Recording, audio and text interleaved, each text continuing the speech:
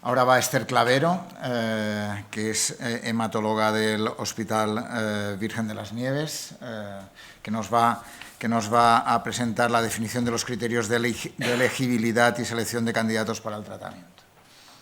Muy bien, buenas tardes a todos. Muchísimas gracias por la invitación. Y bueno, en un contexto de compañeros cardiólogos, que en un principio no sabíamos si iban a ser pacientes, ibais a ser todos compañeros, igual si la presentación no es muy completa, pues luego podéis hacer todas las preguntas que queráis como profesionales y en las que yo os pueda ayudar. Yo voy a empezar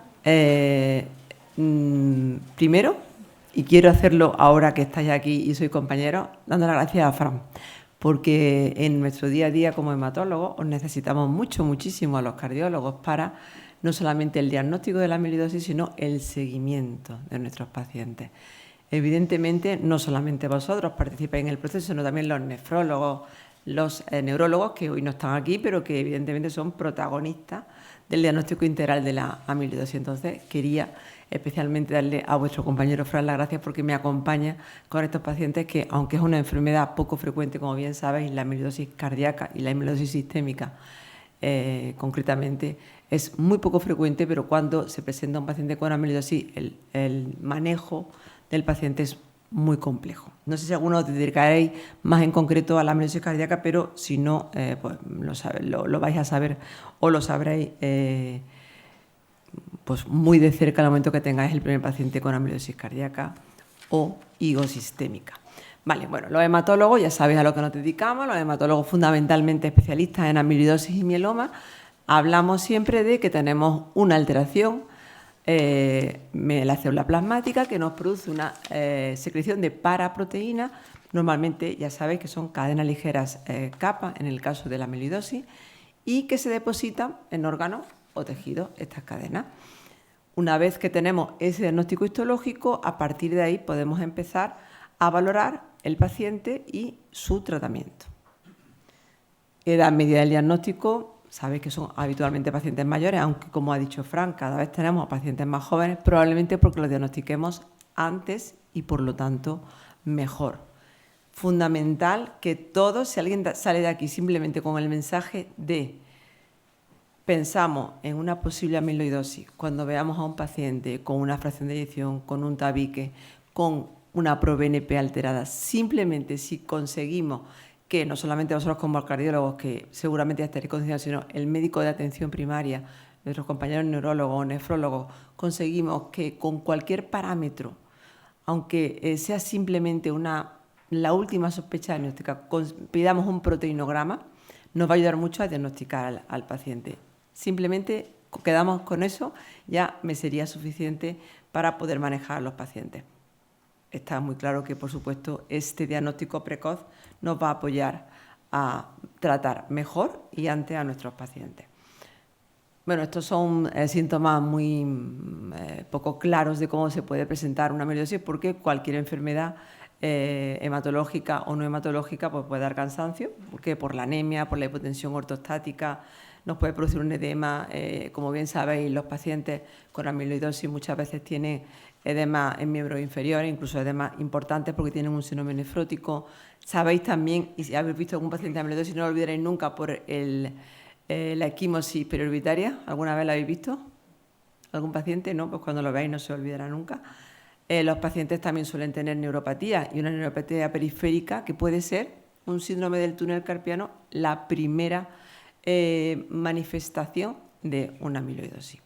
Así que con todos estos síntomas que son muy inespecíficos, que puede tener cualquier paciente y más a una edad avanzada, podemos empezar con el diagnóstico de la amiloidosis, que se basa, como bien hemos dicho, en una biopsia de nosotros como hematólogos. Evidentemente, lo primero que hacemos es una biopsia de cresta ilíaca, como bien sabéis, con el aspirado. Ahí podemos encontrar esa tinción de rojo con O positiva que nos va a indicar que es una amiloidosis AL. No estamos hablando del resto de amiloidosis, donde no aparecería este depósito en ningún órgano o tejido. Y esa inmunohistoquímica pues, nos va a concretar que el paciente, en este caso, tiene ese depósito, primeramente probablemente en médula ósea, y luego pues ya sabéis que la buscamos en grasa subcutánea, que la podemos buscar en grasa yugal y que la podemos buscar en el recto incluso. Yo creo que si la mayoría de vosotros habéis podido tener oportunidad de saber cómo y dónde buscamos la amiloidosis AL, los hematólogos, para valorar si realmente debemos o no iniciar un tratamiento. Importante, lo más importante, vuestra afectación, la afectación cardíaca. Si un paciente presenta una afectación cardíaca, su situación clínica puede llegar a ser muy compleja, incluso en los primeros días del diagnóstico. Así que, evidentemente, no solamente nos vale a los hematólogos tener una orientación propia nuestra hematológica, con nuestra proteinograma, nuestras cadenas kappa y lambda libres, sino los marcadores cardíacos, ProBNP, BNP, que conocéis vosotros muchísimo mejor que yo. Así, una vez que conozcamos estos marcadores y tengamos un diagnóstico, podremos hacer un pronóstico según el estadiaje del proceso.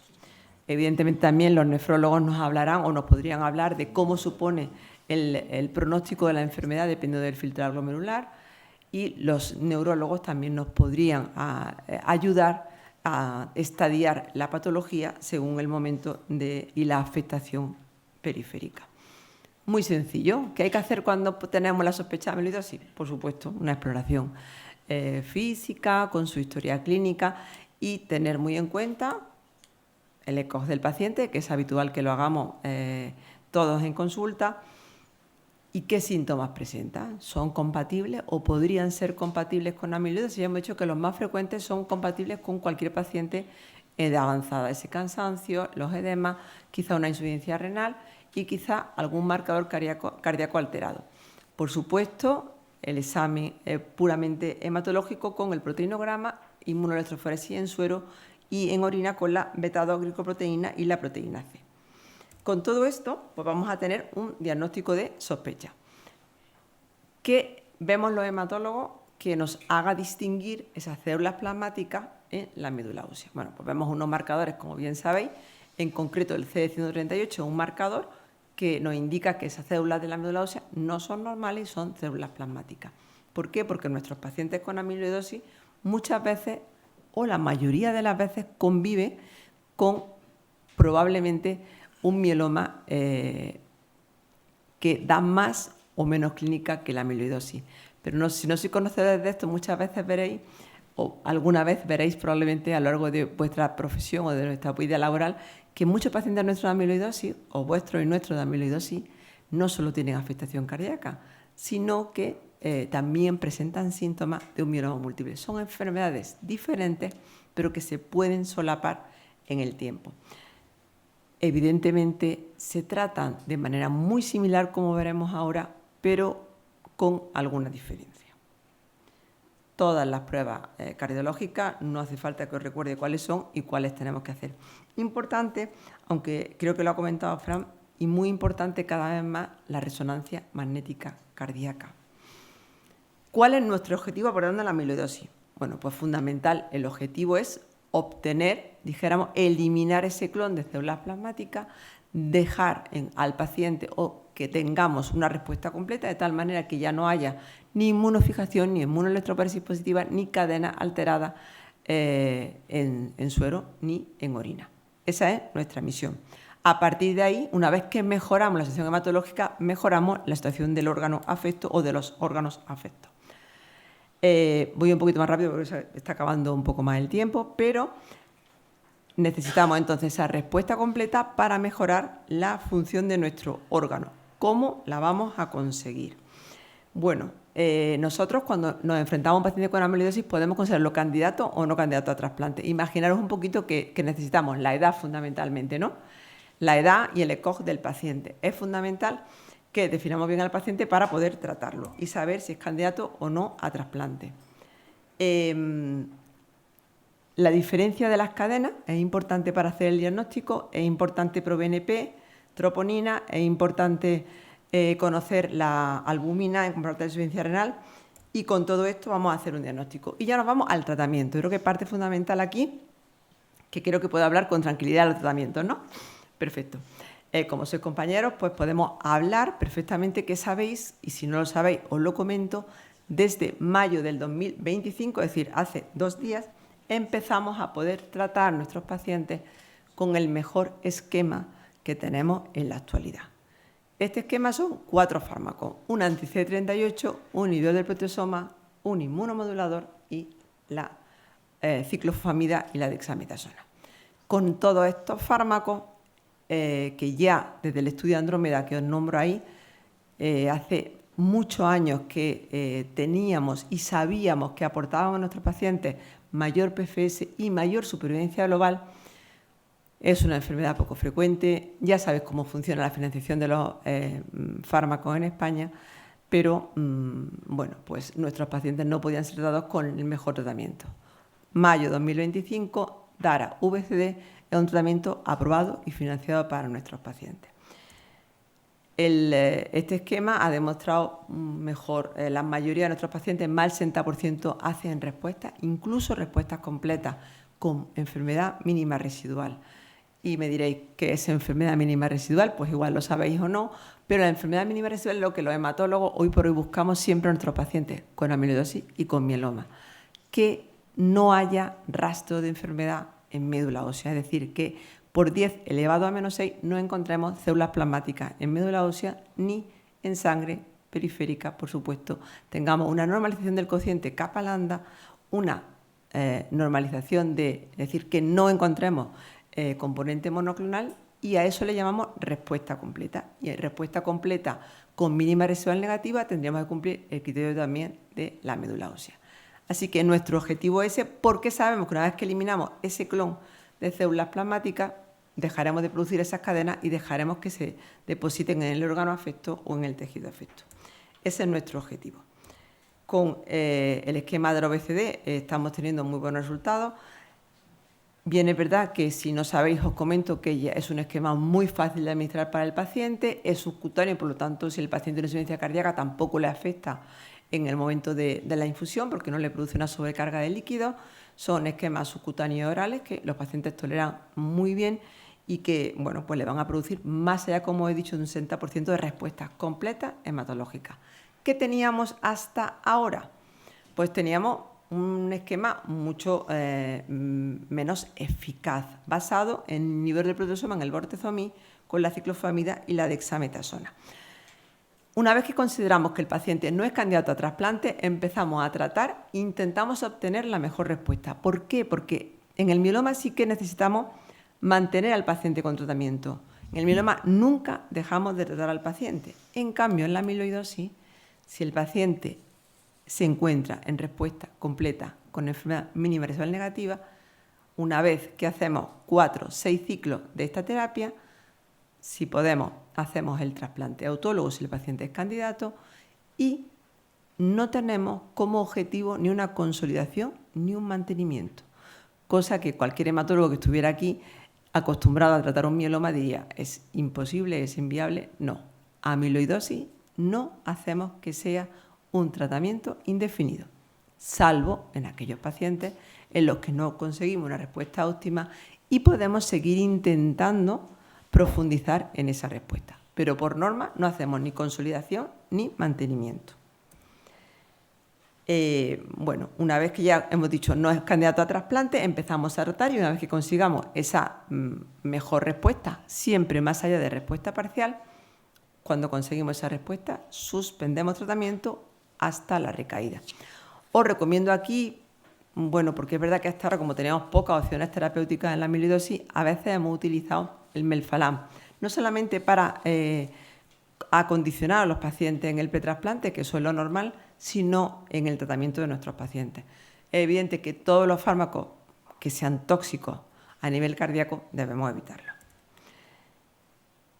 Bueno, pues un poquito más os puedo decir, porque yo creo que si tenéis cualquier duda sobre cómo se administran los tratamientos y demás, es fácil de consultar. Normalmente los primeros ciclos administramos una vez a la semana el anti-CD38, 2 veces en semana el inhibidor del proteasoma y luego toman la ciclofosfamida en casa, ya no la ponemos intravenosa y con la dexametasona podemos manejar fácilmente a los pacientes con un tratamiento totalmente ambulatorio.